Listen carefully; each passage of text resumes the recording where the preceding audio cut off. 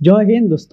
হিমালয় পর্বতমালার পূর্বাঞ্চে উঁচু নিচু পাহাড় আরো অরুণাবৃত ছোট একটি দেশ ভুটান। এখনো প্রাচীন জীবন দ্বারায় অভ্যস্ত এই দেশটি আধুনিকতার দৌড়ে খানিকটা পিছিয়ে পড়লেও অন্যদের কাছে হয় এটি একটি উদাহরণ। প্রকৃতিকে ভালোবেসে তার কাছাকাছি থাকার যে শান্তি তারা পেয়েছে, গগনচুম্বী অট্টালিকা, দেশলাই বক্সের মতো ছোট ছোট কামরায় বসে সে শান্তি অনুভব করা একেবারেই অসম্ভব। সেজন্য হয়তো অসাধারণ ভূপৃষ্ঠটি আর সাথে একদল হাসি খুশি মানুষের এই দেশটি বর্তমানে সুখী দেশগুলির মধ্যে অন্যতম।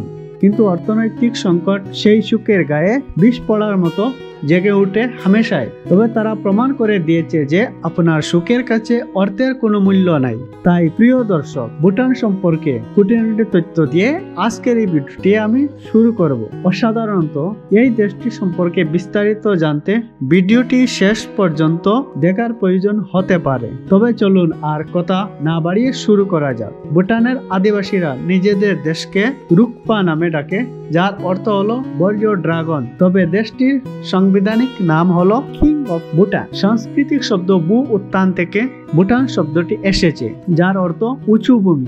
দেশটি হিমালয় পর্বতমালার পূর্বাংশে অবস্থিত। এর উত্তরে চীনের তিব্বত অঞ্চল আর বাকি তিন দিকে ভারত সীমানা রয়েছে।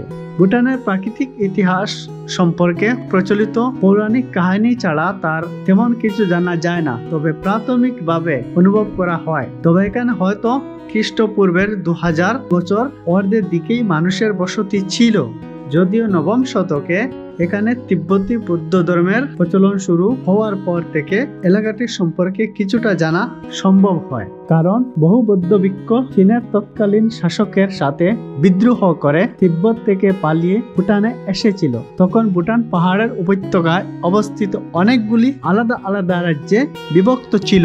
1600 শতকে নওয়াং নামগাদ নামে একজন ধর্মীয় নেতা ভুটানের উপত্যকাগুলিকে একক রাজ্যে একীভূত করেছিল। 1700 শতাব্দীতে ভুটান উত্তর পূর্ব ভারত, সিকিম ও নেপাল বিশাল অংশ নিয়ন্ত্রণ করেছিল এবং কুচবিহার এও উল্লেখযোগ্য বিস্তার নিয়েছিল। তবে 19 শতকে ব্রিটিশদের সাথে এক শান্তি চুক্তিতে ভুটান এই এলাকা নিয়ন্ত্রণ ব্রিটিশ ভারতের কাছে হস্তান্তর করে দেয়। এরপর 1907 সালে ভুটানে জ্ঞান ওয়াংচুক রাজতন্ত্র হিসাবে আবির্ভূত হয় এবং উপমহাদেশে ব্রিটিশের সাথে ঘনিষ্ঠ সম্পর্ক গড়ে তোলে। তারা 1910 সালে একটি পররাষ্ট্র নীতির চুক্তি ব্রিটিশদের কাছ থেকে সামরিক নিরাপত্তা ও ভুটানের অভ্যন্তরীণ ছাত্র শাসনের অধিকার নিশ্চিত করে। 1950-এর দশক পর্যন্ত ভুটান একটি বিচ্ছিন্ন দেশ ছিল। তবে 1947 সালে ভারত স্বাধীনতা লাভ করার পর ভুটানকে এক স্বাধীন দেশ হিসাবে স্বীকৃতি দেয়। তারপর 1950-এর দশকে ভারতের কাছ থেকে অর্থনৈতিক সাহায্য নিয়ে ভুটান একটি আধুনিক রাষ্ট্রে রূপান্তরিত হতে শুরু করে। তবে এখনো ওইটি বিশ্বের সবচেয়ে অনুন্নতম দেশগুলির মধ্যে একটি। ভুটানের মোট আয়তন 38,497 বর্গ কিলোমিটার। আয়তনের দিক দিয়ে এটি বিশ্বের 133তম দেশ। থিম্পু দেশটির রাজধানী এবং বৃহত্তম শহর। তাছাড়া এই দেশে আরো অন্যান্য শহরের মধ্যে পারো, পুনাকা, বামথাং, দাগানা উল্লেখযোগ্য। ভুটানের ভূপ্রকৃতি পর্বতময়। উত্তরে হিমালয় পর্বতমালা, মধ্য ও দক্ষিণে নিচু পাহাড় ও মালাভূমি এবং দক্ষিণ প্রান্ত সীমানায় সামান্য কিছু শুষ্ক তৃণভূমি ও সমভূমি রয়েছে। মধ্যভাগের মালাভূমির মধ্যকার উপত্যকাগুলিতে বেশিরভাগ লোকের বসবাস। ভুটানের জলবায়ু উত্তরে শুষ্ক অর্থাৎ হিমালয়ের কাছাকাছি হওয়ার কারণে সেখানকার অধিকাংশ জায়গা বছরের বেশিরভাগ জায়গা সময় তুষার আবৃত থাকে। তবে দেশটির মধ্যভাগে নাতিশীতোষ্ণ এবং দক্ষিণ ভাগে উপক্রান্তি ও জলবায়ু লক্ষ্য করা যায়। তাছাড়া ভুটানের ঋতু সংখ্যা 5টি। এখানকার পাহাড়ের কুল কেজে বয়ে চলা নদীগুলো ব্যাপক কর্ষতা এবং গভীর স্থল বিস্তৃত।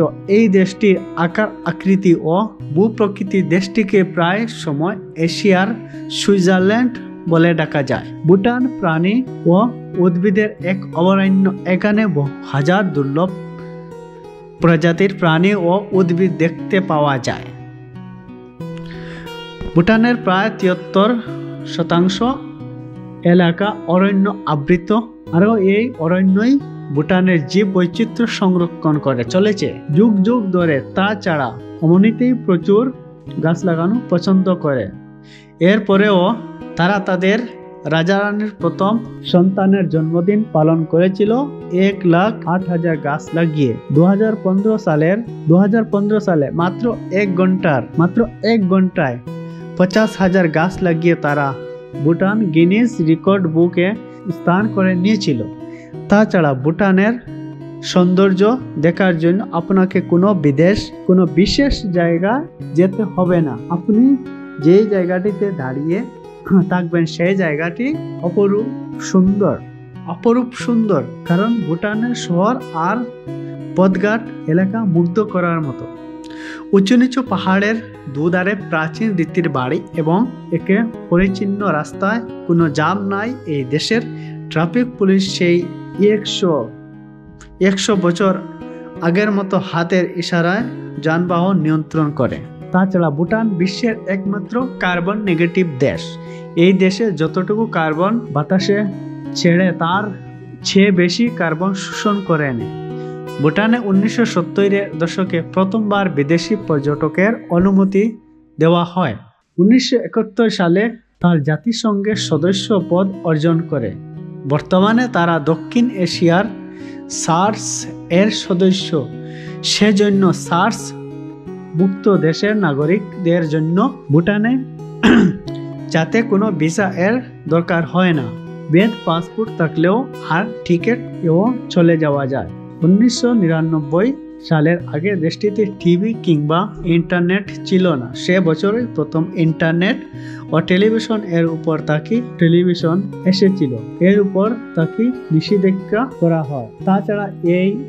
তাছাড়া ওই একই বছরে পলিথিন নিষিদ্ধ করা হয় এবং 2010 সাল থেকে তামাক উৎপাদন পুরোপুরি একেবারে নিষিদ্ধ করা হয়। ভুটান হলো একটি রাজতন্ত্র বিশিষ্ট দেশ।